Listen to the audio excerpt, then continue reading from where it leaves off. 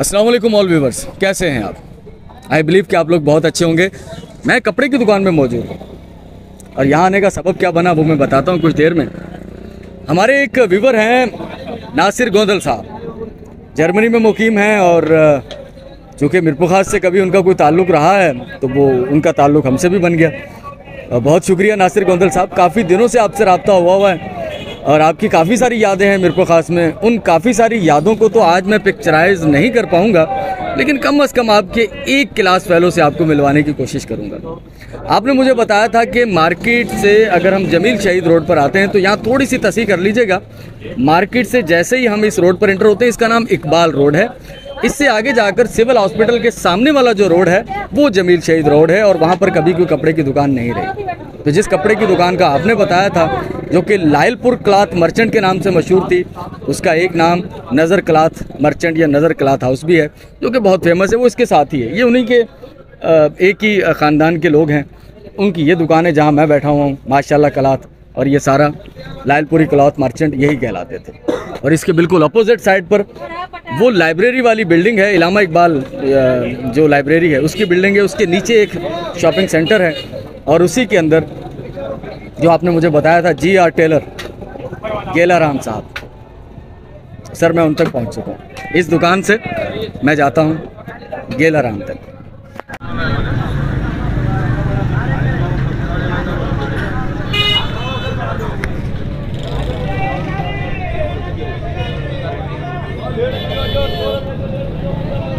मुझे जाना है गेलाराम GR टेलर, तो बिल्कुल इसके सामने जो मार्केट है, शॉपिंग सेंटर है, इसके अंदर है वो GR टेलर और गेलाराम साहब भी मैंने सुना है कि दुकान पर ही मौजूद है।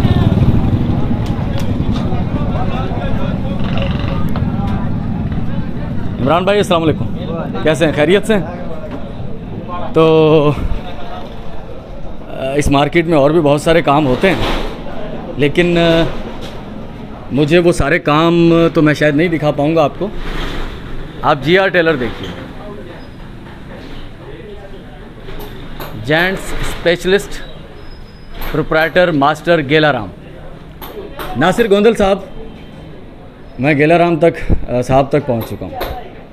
अब गेलाराम से मैंने अभी तक बात नहीं की, अब शायद वो नाम सुनकर आपका चौंके, अगर उन्हें याद हो कि कोई उनका क्लास फेलो था नासिर। चलें पहले बात करते हैं उनसे।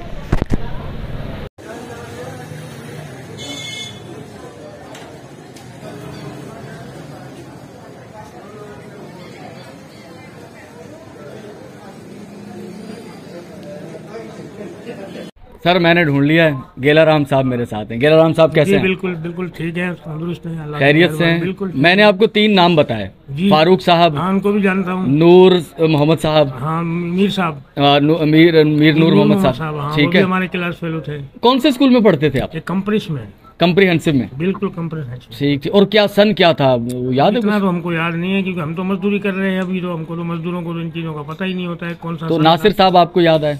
वाह, थोड़ी थोड़ी याद तो आ रही है, नाम तो मुझे अच्छी तरह याद है कि हाँ नासिर साहब थे। शक्ल जहन में नहीं रही? शक्ल जहन में थोड़ी नहीं रही है और कुछ भी नहीं। नासिर था, मीर साहब, लियाकत था, अब्दुल कयूम, अच्छा गद्दी थे, कयूम गद्दी पठान। हाँ, अच्छा कोई पाइंद खान भी था, वो पुलिस में चले गए, पठान थे।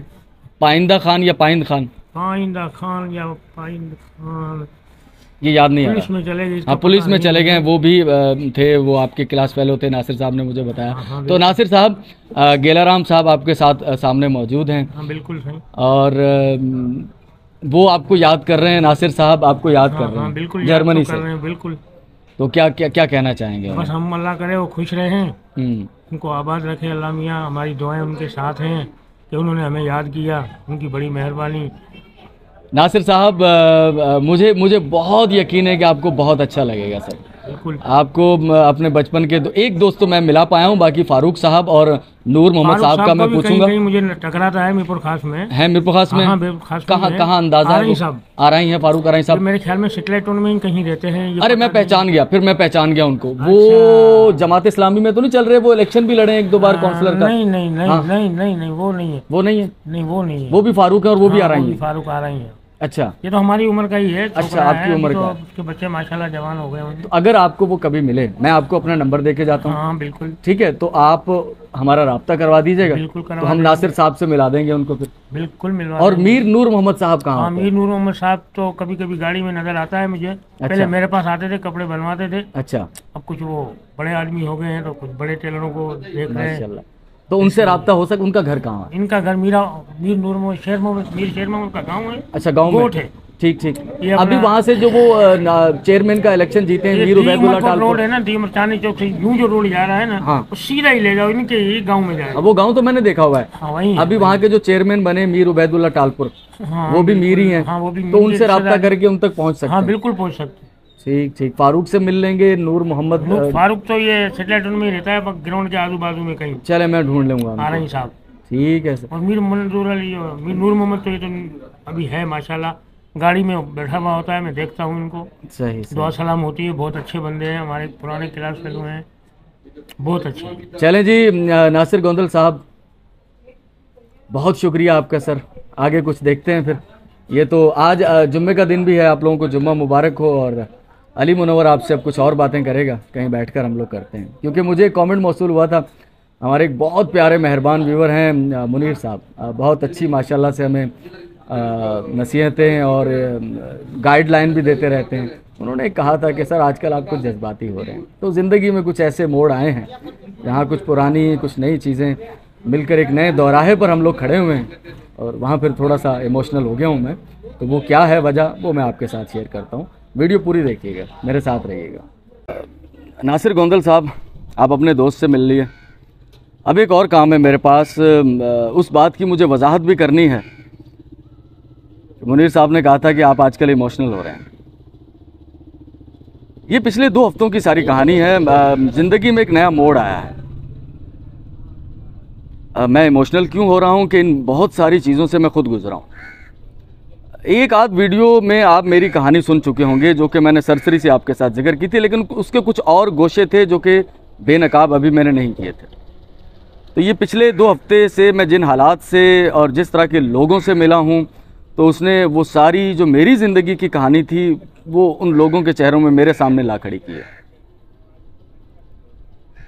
एक बच्चा जो कि 12 साल की उम्र में घर की जिम्मेदारियां जिसके सर पर पड़ जाती हैं, वालिद साहब का कुछ पता नहीं, वो स्ट्रगल करने के लिए घर से दूर हो जाते हैं, और वो बच्चा अपने ननिहाल में होता है, तालीम का सिलसिला अधूरा रह जाता है, और 12 साल की उम्र में वो एक काम सीखने के लिए लगा दिया जाता है कि अब घर का बड़ा यही है।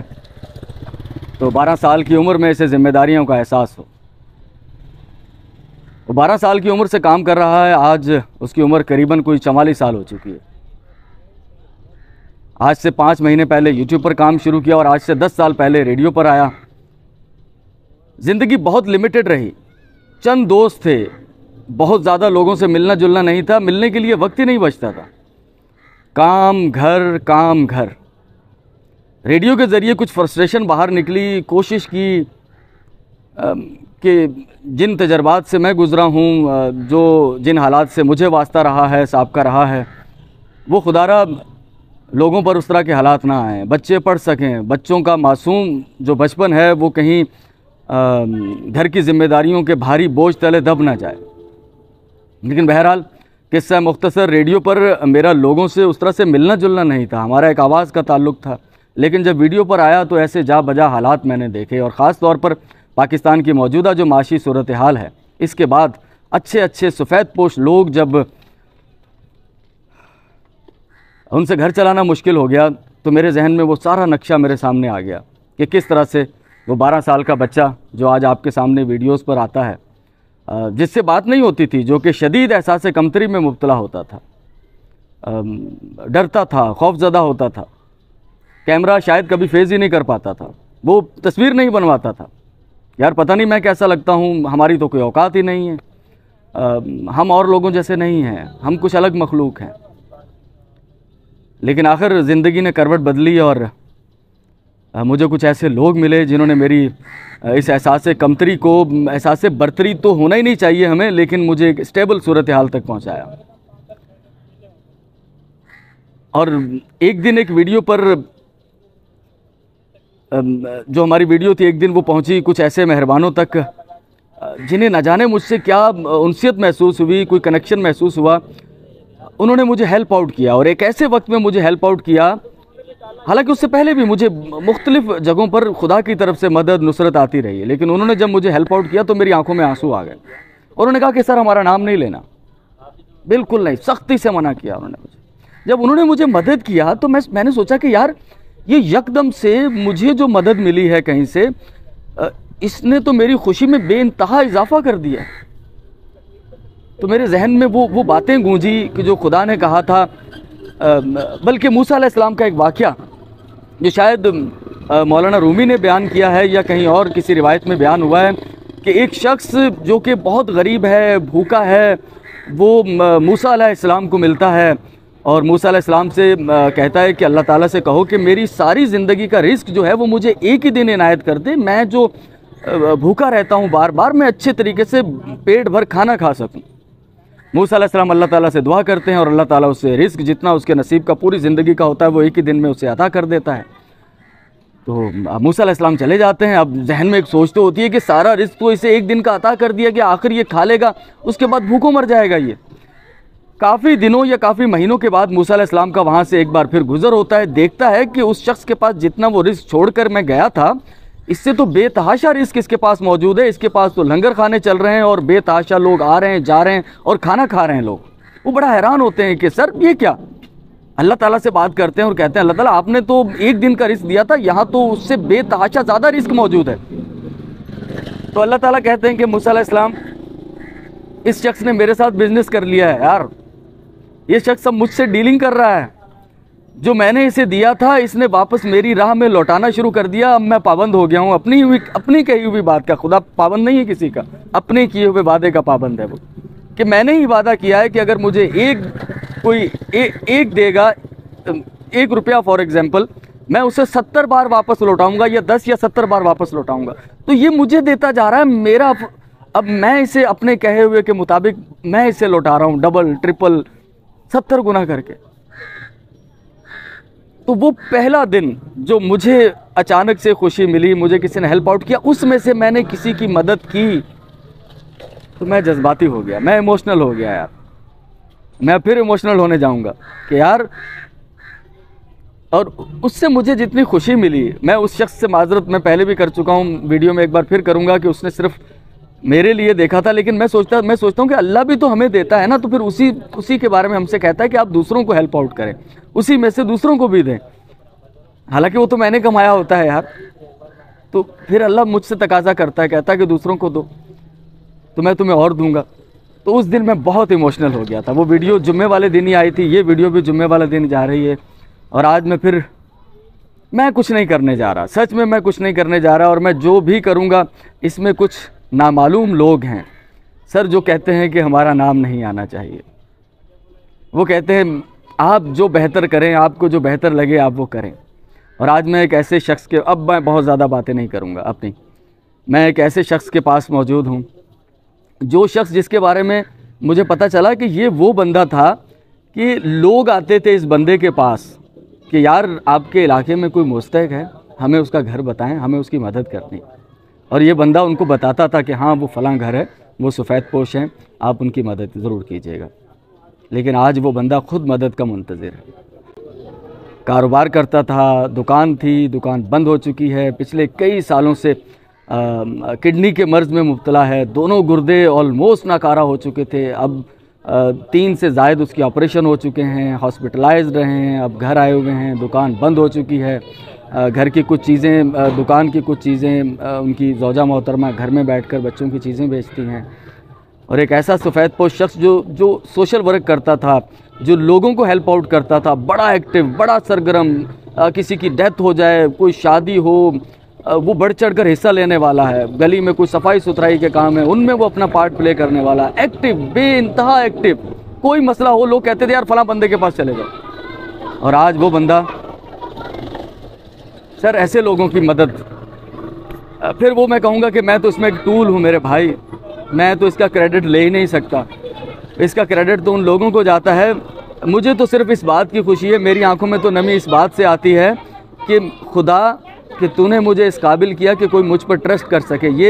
ये दुनिया की सबसे बड़ी नेमत है कि यार आप पर लोग ट्रस्ट करें। लोग नहीं ट्रस्ट करते यार आज के दौर में, बहुत मुश्किल सूरत हाल है। अस्सलाम वालेकुम मेरे प्यारे गुमनाम दोस्तों, आपका मैं बहुत शुक्रगुजार हूँ कि आप लोगों ने मेरी खैरियत दरियाफ़त की और आप मेरे हमजाम बने। अल्लाह ताला आपको सबको खुश रखे, अल्लाह ताला सबकी खैरियत रखे। फिर मैं कहूँगा कि मैं नहीं कर रहा, ये और हैं फरिश्ता नुमा लोग सर, जो पाकिस्तान से बहुत दूर रहकर पाकिस्तान के हालात पर कुड़ते हैं और यहाँ की लोगों की जो गुर्बत है, जो परेशानियाँ हैं, उनको देखकर उन्हें दर्द होता है। मैं तो अपने उन लोगों तक भी, जिन लोगों तक मैं एक वसीले के साथ पहुँचूँगा, उन लोगों से भी यही अर्ज़ होगी कि उस नामालूम शख्स के लिए दुआ कीजिएगा। बल्कि खुदा को तो मालूम है ना यार, हैं, हमें कोई नाम लेना ज़रूरी थोड़ी है कि हम कहें पीर इलाही बख्श फ़लाँ निज़ामुद्दीन, वो अल्लाह ताला उसकी मदद कर। अरे अल्लाह तो दिलों के हाल जानता है मेरे भाई। अल्लाह को तो पता है कि अगर मैं किसी का वसीला बनकर, किसी एक टूल बनकर किसी की कोई मदद किसी खुदा के बंदे तक पहुंचाता हूं, तो वो जो भी दुआ दे वो भले मुझे दे, लेकिन अल्लाह तो जानता ना, अरे तूने थोड़ी किया, ये तो उसने किया, ये तो उस तक जाएगा सर। तो ये नाम वाम लेना सानवी बातें हैं। जब हमारा खुदा पर यकीन है, बिलीव है, तो खुदा सब जानता है। तो मैं एक बार फिर से इमोशनल होने जा रहा था। अल्लाह ताला हम सब का हामी और नासिर हो भाई। और यही मैं कह रहा हूँ कि एक सिलसिला शुरू हुआ है, लेकिन मैं इसे कोई नाम नहीं दे सकता। ये सिर्फ एक मोहब्बत है सर। आप भी चूज़ कीजिए सर, आपके पास भी इख्तियार है 2 चीज़ें चूज़ करने का। दोनों में से एक चीज़ चूज़ कीजिए, लव। अगर आप खौफ चूज़ करेंगे, आप मनफी सोचेंगे, नेगेटिव सोचेंगे, तो खौफ दामनगीर होगा। और अगर आप मोहब्बत सोचेंगे, पॉजिटिव सोचेंगे सर, आप अंदर से सुकून से भर जाएंगे, आपकी रूह खुश होगी। इस वजह से मैं खुश भी हूँ पिछले कुछ दिनों से, और मैं इमोशनल भी हूँ कि मुझ जैसा एक नाकारा बंदा, उसे खुदा चुन ले कुछ लोगों के बीच में टूल, कुछ लोगों के बीच में एक वसीला, एक सीढ़ी, एक पुल का किरदार के लिए। तो मेरा हिस्सा सिर्फ इतना ही है, मेरा इसमें कोई क्रेडिट नहीं है मेरे भाई। खुदा जाने और खुदा के वो गुमनाम बंदे जाने जो लोगों को मदद कर रहे हैं। लव यू यार, खुश रहें।